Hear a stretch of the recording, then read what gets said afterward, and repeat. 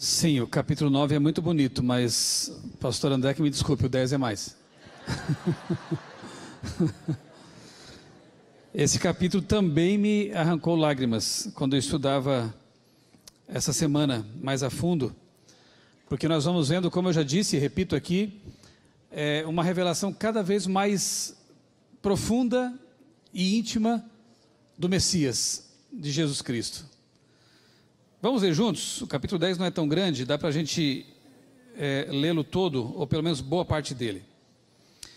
Daniel capítulo 10, verso 1.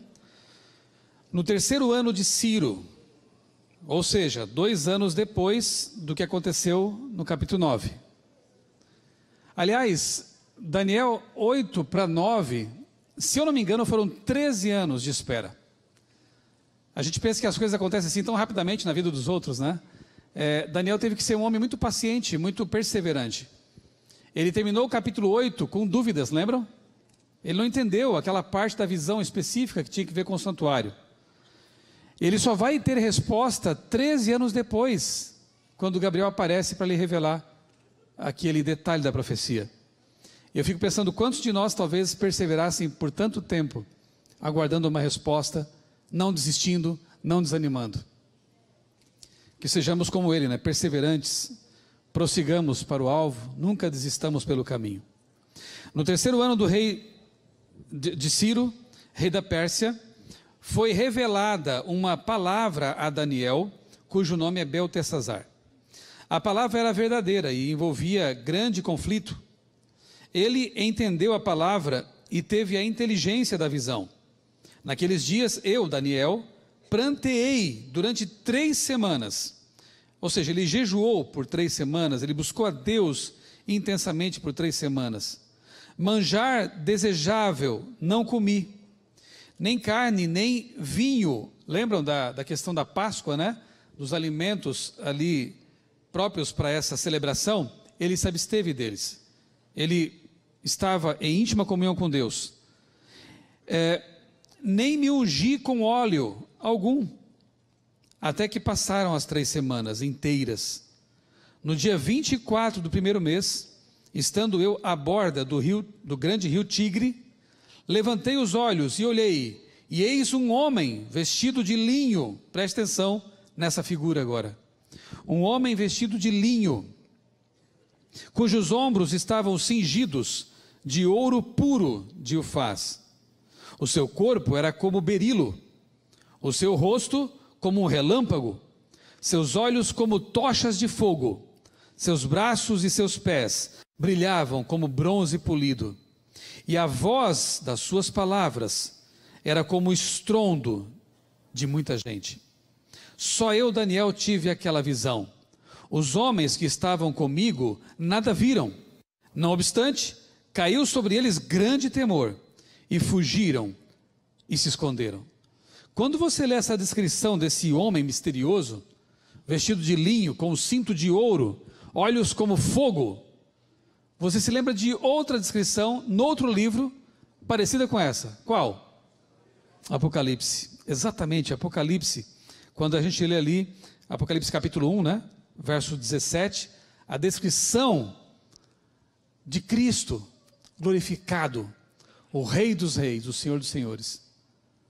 Não mais aquele homem de dores, aquele que veio como ser humano, que foi esbofeteado, cuspido no rosto, foi humilhado.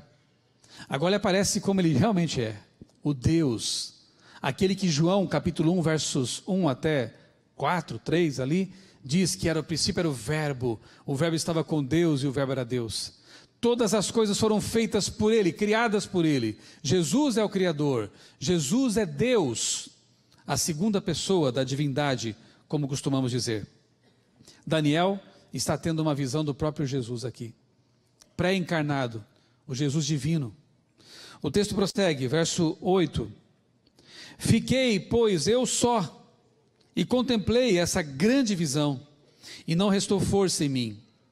O que acontece com os profetas em visão, né? Eles perdem as forças físicas, mas então Deus os sustenta de forma sobrenatural.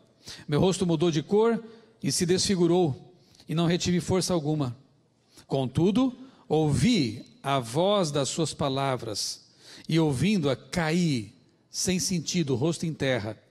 O fato de os amigos dele terem ficado com medo e fugido nos lembra de outra situação em que outro homem teve uma visão de Cristo em glória e os amigos também ficaram com medo. Lembram? Quem foi? Paulo. Então Saulo, no caminho de Damasco, ele tem uma visão de Cristo também, em glória, e os amigos ficam apavorados. Verso 10. Eis que certa mão me tocou. Olha que lindo isso aqui. Me sacudiu, me pôs em pé sobre meus joelhos e as palmas das minhas mãos. E ele me disse: Daniel, homem muito amado. A mesma coisa que foi dita para João, né? No Apocalipse. Daniel, homem muito amado. Precioso, como disse o pastor André, tesouro, nosso tesouro. Está atento às palavras que eu vou te dizer. Levanta-te sobre os pés, porque eis que eu te sou enviado. Ao falar ele comigo esta palavra, eu me pus em pé, tremendo. Então ele me disse: não temas, Daniel, porque desde o primeiro dia em que aplicaste o coração a compreender e a humilhar-te perante o teu Deus, foram ouvidas as suas palavras. Por quantas semanas ele jejuou? 3. Em que dia a oração foi atendida? No primeiro. Olha que lindo. Deus conhece nossas necessidades, Deus sabe o que nós pensamos, nossas intenções, embora Ele goste de ouvir. Tem gente que questiona, mas por que Deus quer que a gente fale para Ele as coisas, se Ele sabe tudo, se Ele é onisciente? Eu comparo assim, muito toscamente comigo. Eu sou pai de 3 crianças. A minha filha mais velha nem gosta que fale mais assim, porque já tem 17, mas para a gente sempre vão ser crianças, né? O meu mais novo tem 9 anos. Quando ele chega da escola, eu mais ou menos já sei o que ele vai falar. Os dias são praticamente iguais, né? Uma ou outra novidade. Mas você acha que eu não gosto de ouvir? Eu gosto. Me conta tudo. Embora eu já saiba quase tudo. Me conte tudo. Se eu que sou um pai humano, finito, com minhas imperfeições, tenho esse amor pelos meus filhos e gosto de ouvi-los, você acha que o nosso papai do céu não gosta de ouvir nossas orações? Mesmo sabendo de tudo? Ele gosta. Ele diz: orai sem cessar, estejam conectados comigo o tempo todo, falem, contem tudo. Daniel ficou 3 semanas, mas no primeiro dia Deus já atendeu a oração dele. Deus já estava, assim como no capítulo 9, o anjo Gabriel diz: no princípio das tuas súplicas, a ordem veio e eu vim para te atender. Eu não sei qual é a distância do céu à terra, deve ser bem longe, alguns anos-luz, mas os anjos têm um meio de transporte que a gente não entende, mais rápido que a luz. E eles estão aqui rapidamente. Um dia, no futuro, quando Jesus voltar, eu acho que teremos acesso a essa tecnologia para conhecer o universo. Por enquanto, nosso carro anda bem devagar. É o que dá para fazer aqui, né, nesse mundo. Bem, vamos lá. Verso 13, né? Mas o príncipe do reino da Pérsia me resistiu. Quem está falando isso aqui é Gabriel agora, tá?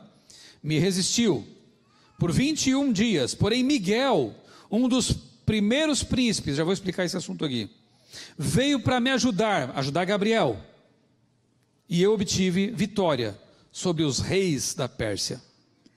Se esses reis da Pérsia estão enfrentando anjos de Deus, e o próprio Miguel, não podem ser reis humanos, né?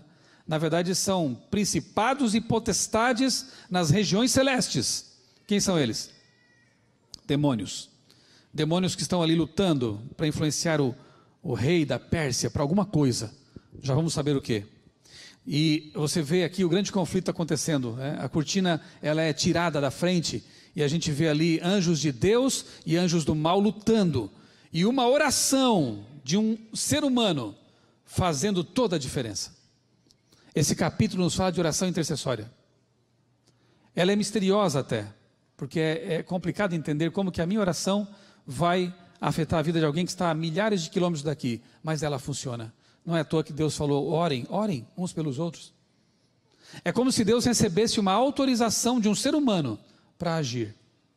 Porque quando Deus age, Satanás não gosta disso. Ele pode acusar Deus de injusto. Como tu fazes isso? Mas quando você ora a Deus, como que diz a Satanás? Eu estou sendo autorizado por um ser humano a agir na vida de outro ser humano. e o Todo-Poderoso age. Ellen White diz que a oração move o braço da onipotência. Olha que coisa fantástica. E nós usamos tão pouco esse recurso, né? Que bom que nesta madrugada nós oramos bastante. E que não pare aqui. Continuemos orando, usando esse recurso, que para nós é um pouco incompreensível, misterioso, mas que a ordem de Deus é essa, e funciona. Às vezes eu, do nada, penso numa pessoa, lembro de alguém, e eu entendo, Deus está me chamando a orar por essa pessoa. Já acordei no meio da noite, pensando em alguém, e eu entendi, é Deus me chamando para interceder. O meu sogro uma vez foi acordado de madrugada, e ele pensou no filho. Naquele momento ele se ajoelhou e orou pelo filho. Naquele momento o filho estava passando por um acidente na rodovia, não sofreu um arranhão. Às vezes arranhões acontecem, às vezes até morremos, mas há momentos em que Deus soberano, Ele faz diferente. E naquele momento o meu cunhado foi poupado. Quando você lembrar de alguém, quando você for acordado por Deus para orar por alguém, faça isso. Você não sabe o que está acontecendo na vida dessa pessoa. Daniel, ele foi motivado por Deus a orar pelo povo dele. E você vai ver o que Deus vai fazer. Verso 14. Agora vim para fazer-te entender o que há de suceder ao teu povo nos últimos dias, porque a visão se refere a dias ainda muito distantes. Ao falar ele comigo, essas palavras, dirigiu o olhar para a terra e calei. E eis que como semelhança de filhos de homem, me tocou os lábios. Então passei a falar. E disse àquele que estava diante de mim, meu Senhor, por causa da visão, me sobrevieram dores.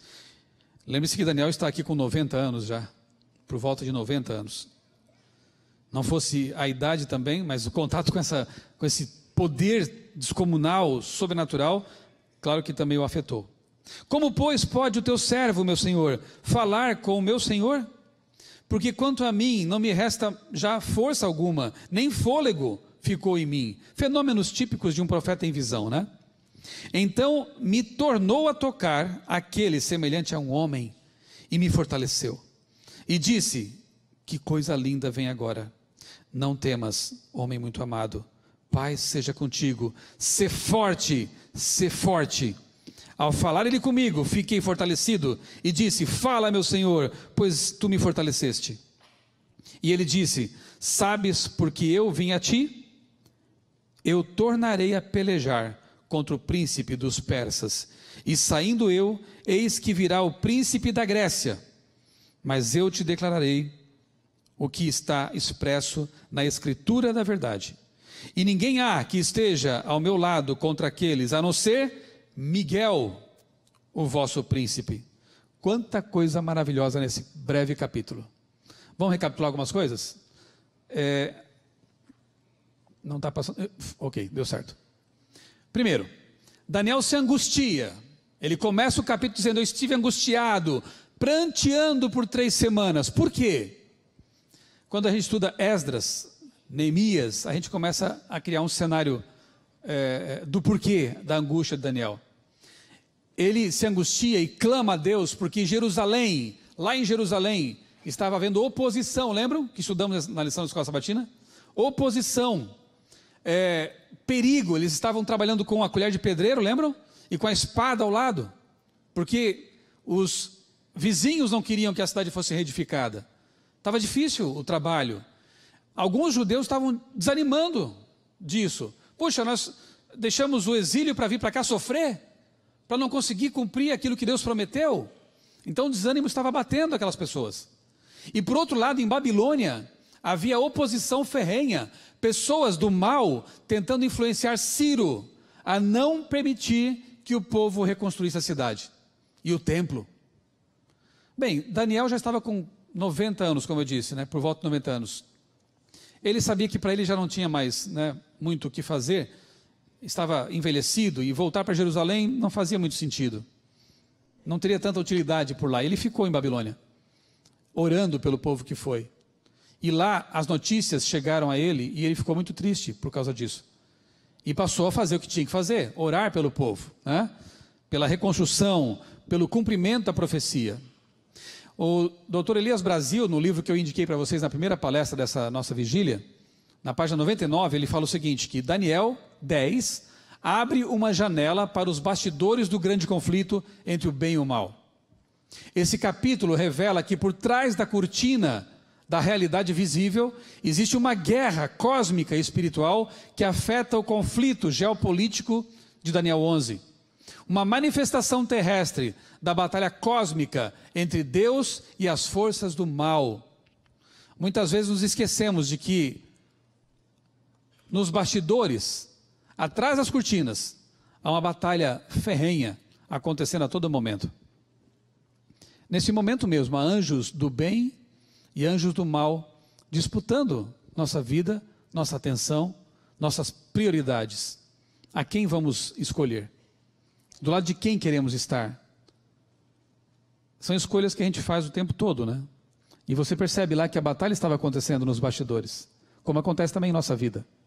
Olha só, um homem vestido de linho, cingido de ouro, vem responder à oração de Daniel. Anjos já tinham feito isso, Gabriel já tinha feito isso. Agora, ele em pessoa vem. E que roupa era essa? Vocês lembram que roupa o sumo sacerdote usava no Yom Kippur, no dia da expiação? Ele tirava o peitoral, tirava aquela parte de cima da veste, tirava a mitra e vestia simplesmente o quê? Uma roupa de linho puro.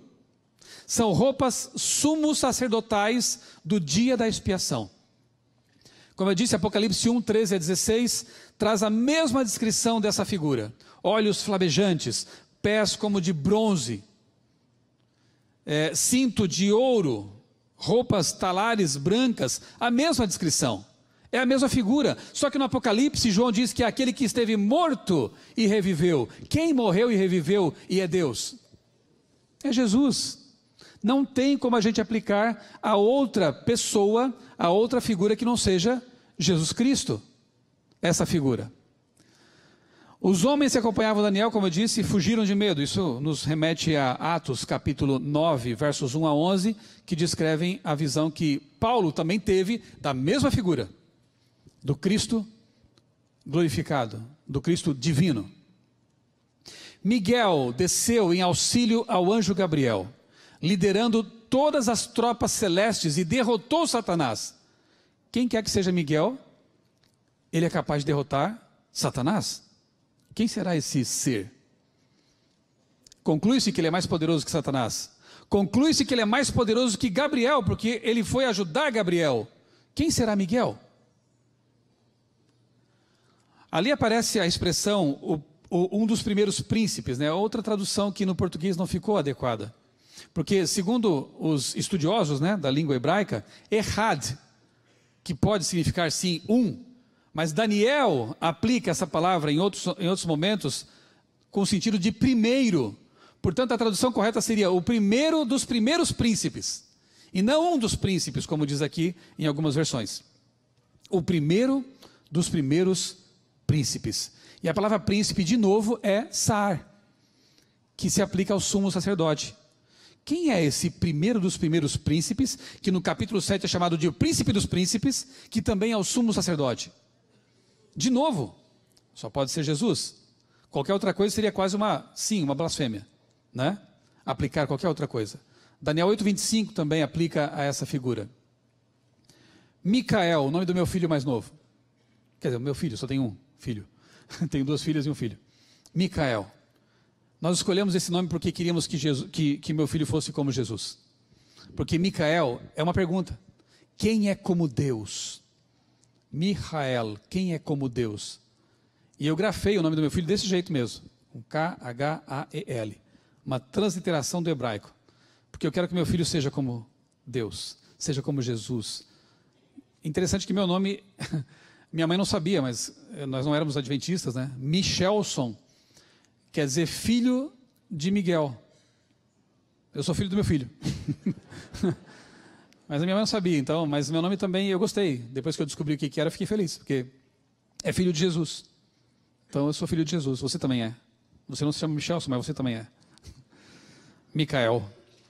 Em Apocalipse 12, 7 a 9, a gente percebe que Miguel é suficientemente poderoso, tinha anjos ao seu lado, autoridade para expulsar Satanás do céu.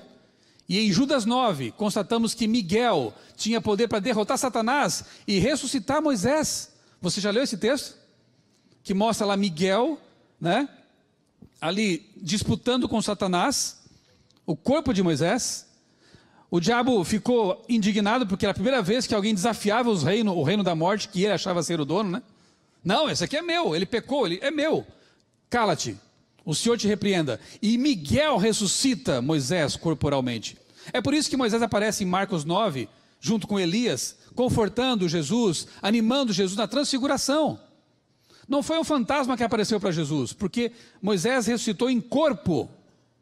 Não foi um fantasma de Elias, porque Elias foi para o céu em corpo, arrebatado. É uma heresia dizer que ali estavam fantasmas falando com Jesus. Eram dois representantes da espécie humana. Um representa os que irão para o céu sem ver a morte.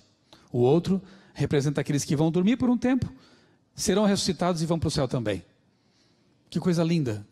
Dois seres humanos que foram tantas vezes amparados por Jesus, estavam lá na transfiguração dizendo: Senhor, fique firme, a tua missão é muito importante. Se nós estamos no céu hoje é porque tu vais derramar o teu sangue na cruz. Fique firme.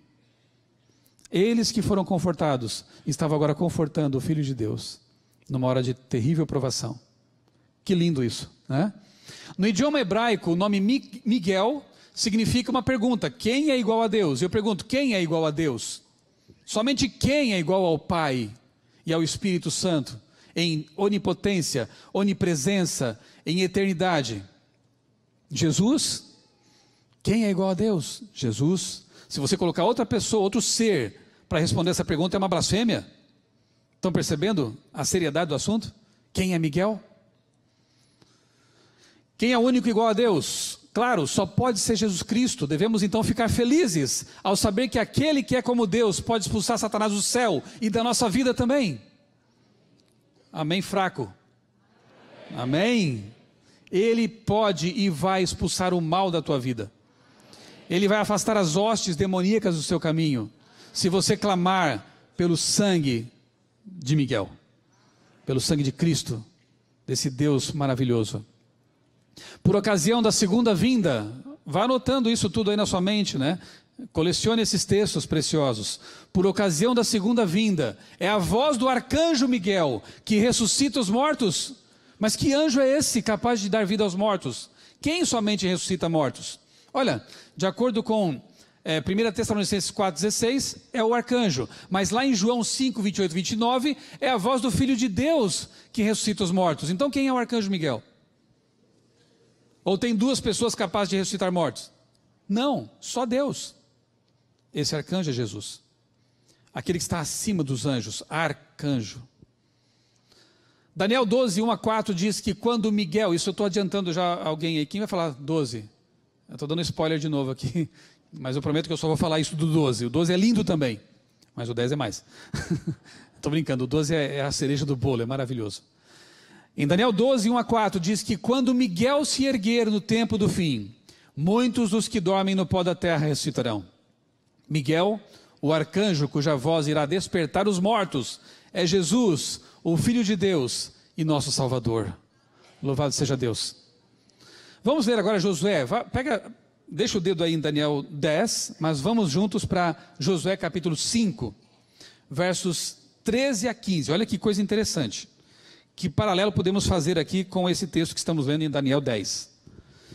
Josué capítulo 5, 13 a 15, lemos assim.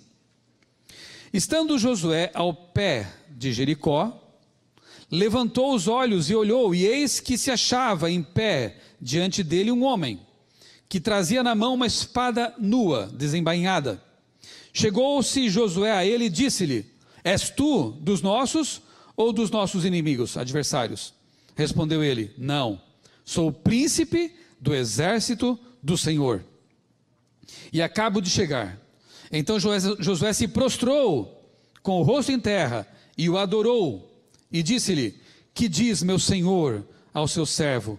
Respondeu o príncipe do exército do Senhor a Josué: Descalça as sandálias dos pés, porque o lugar em que tu estás é santo. E Josué tirou a sandália. Opa! Lá em Êxodo 3, acontece algo igual. Moisés vê uma planta queimando, mas sem se consumir. E a voz que se identifica como eu sou, egoeime, quer dizer, é o eterno. O eu sou diz para ele, tira as sandálias, porque o solo em que tu pisas é santo, porque o ser santo está ali.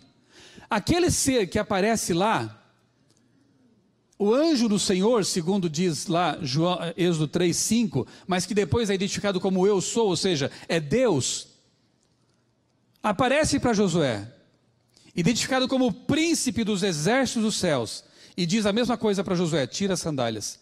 Quem é esse ser? O príncipe dos príncipes, o anjo do Senhor, Miguel, que pode ser adorado. Se fosse um anjo qualquer, não poderia ser adorado. Quem é esse ser?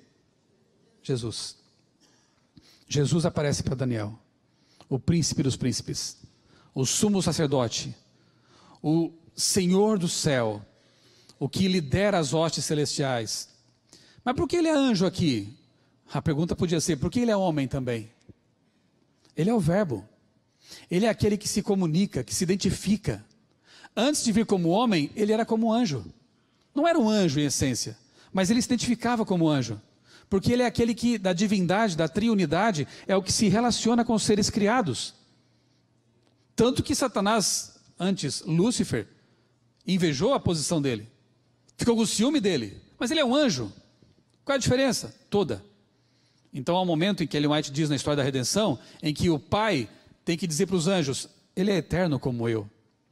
Ele é todo poderoso como eu. E ele o exalta. E Lúcifer vai ficando com raiva, com ódio e tudo mais. Inicia a rebelião. Na terra, alguns disseram, mas ele não é o filho de José? O carpinteiro? Ele não é só um ser humano? Sim, porque ele veio como ser humano.